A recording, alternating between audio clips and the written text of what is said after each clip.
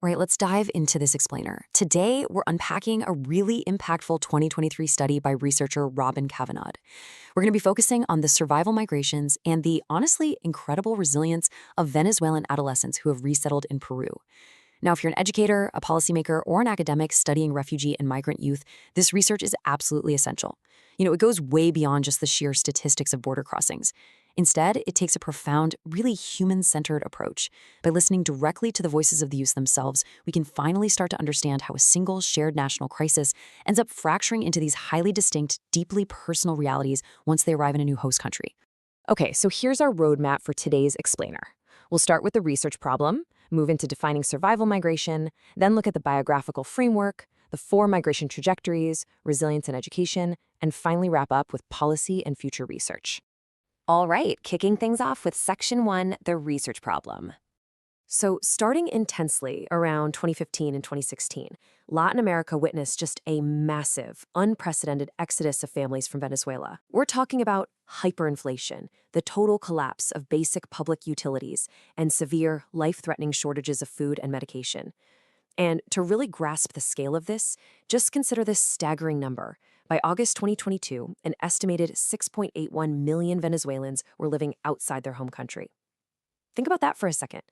Out of those millions, roughly 1.29 million settled in Peru. And here's exactly why our demographic focus today is so critical. In Peru, children and adolescents aged 6 to 17 account for nearly 19% of all those Venezuelan immigrants. We are looking at a huge population of young people whose formative years have been completely redefined by forced displacement. Moving right along to Section 2, defining survival migration. It's really vital that we clarify our core theoretical concept here, just to differentiate this specific situation from traditional economic migration or even standard refugee status. As defined by Alexander Betts back in 2013, we are not talking about selective economic migration. This isn't a case of people simply crossing borders looking for a better paycheck. These families were fleeing conditions of bare survival. The state had completely failed to guarantee fundamental human rights, things like daily food and basic medication. So it's literally a forced flight just to stay alive. And as you can imagine, that fundamentally changes the psychological landscape of the adolescents who are making this journey. That brings us to Section 3, the biographical framework. To truly grasp this experience, Cavagnoud's study uses life course theory. This methodology is great because it allows us to conceptually travel alongside the 12 interviewed adolescents, who range from 13 to 18 years old, observing their personal agency and their linked lives with family members across space and time. We'll use this framework to track their experiences chronologically across 3 main stages. We start with the pre-migration crisis in Venezuela, move through the actual physical migration journey itself, and end with their post-migration settlement down in Lima, Peru. So let's take a look at Step 1. In that pre-migration stage, the dominant theme is what we might call the homogenization of suffering. The economic crisis basically acted as a great leveler, pushing both popular classes and formerly middle-class families into identical circumstances of bare survival. This is so vividly captured by 13-year-old Julio. He recalls severe hunger, literally having nothing to eat for days on end and spending entire mornings and evenings just standing in lines for basic rations. Before they even step foot outside their country, these youths have already been robbed of a normal adolescence. But beyond just the physical deprivation, we have to emphasize the profound emotional toll and the forced haste of this pre-migration stage. Decisions to leave were often made urgently, right? Families packing only what they could physically carry. As 16-year-old Alessia shares, the separation from family members left behind, especially grandparents who often helped raise them, creates this immediate, lasting trauma. The journey literally begins with deep, deep feelings of loss and anxiety.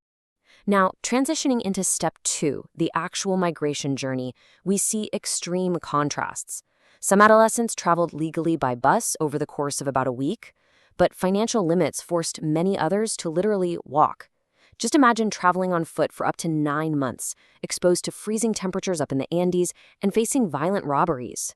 17-year-old Wilson, for example, was assaulted at knife point in Colombia and lost all his belongings. For so many of these youths, this isn't just a trip. It is a grueling test of physical and mental endurance, where they're relying on temporary shelters and humanitarian aid at various border crossings. All right, moving into Section 4, 4 migration trajectories. This post-migration phase reveals the study's central finding, and it's fascinating. It shows how that homogenizing crisis in Venezuela abruptly fractures into highly heterogeneous, diverse realities upon settlement. Everyone starts in the same block of crisis and survival, funneling through that departure stage. But when they arrive in Peru, their paths wildly diverge into 4 very distinct post-migration typologies. And this divergence is based entirely on their family's legal status, their economic reality, and their access to education. Let's quickly define these 4 trajectories. Group 1 represents successful integration. So the families have legal residency, parents have formal jobs, and the youths are back in school, effectively ending the crisis. Group 2 finds socioeconomic stability, sure, but faces a very uncertain future due to parents being exploited in the informal labor market. Group 3 is super interesting. These are formerly upper-middle-class youths who find economic stability but suffer a major class identity crisis as they are suddenly thrust into public schools and lower-status lifestyles. And finally, Group 4 represents undocumented travelers with irregular status. They're stuck in shelters without schooling, facing a tragic prolongation of their initial trauma. Section 5, Resilience and Education.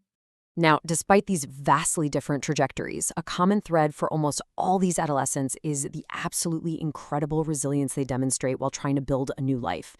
And this is heavily, heavily anchored by their access to education. The settlement phase is a delicate balancing act. On one hand, these kids face harsh integration challenges, things like xenophobia, peer discrimination, and just grappling with unfamiliar cultural norms and local slang. But on the flip side, their adaptive strategies are remarkable. They form cultural affinity groups, essentially making friends with other Venezuelans to cope with the isolation. They take on informal retail jobs alongside their studies just to actively help stabilize their family's economy. And successful school integration acts as the ultimate catalyst for resilience. Just listen to 16-year-old Andres here. For him, and honestly for many others in the study, re-enrolling in school is a reclamation of the personal agency that the crisis originally stripped away from them. Getting back into the classroom allows these youths to finally look past day-to-day survival and envision an ambitious, upwardly mobile future. Like Andres wanting to study computer engineering right there in his new host country. And finally, Section 6, Policy and Future Research. The academic takeaways from this explainer are profound.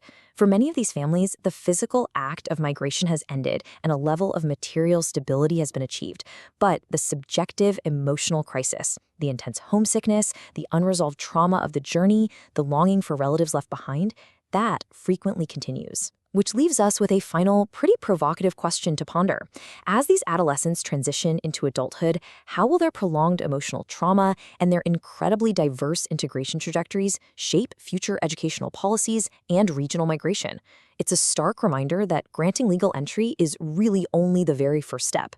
For educators and policymakers, the absolutely critical need right now is for longitudinal follow-ups and deep, long-term institutional support. We have to ensure these resilient migrant youths don't just survive, but truly thrive.